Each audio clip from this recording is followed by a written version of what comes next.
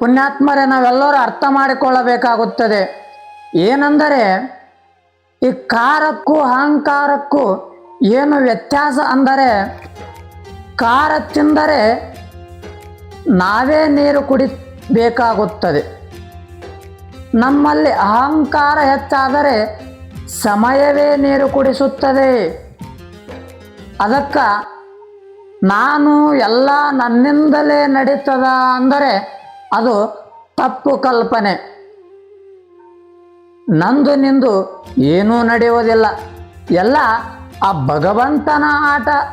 ಅವ ನಡೆಸಿದಂಗ ನಾವು ನಡಿಬೇಕಾಗುತ್ತದೆ. ಇಷ್ಟೇ ಈ ಜೀವನ.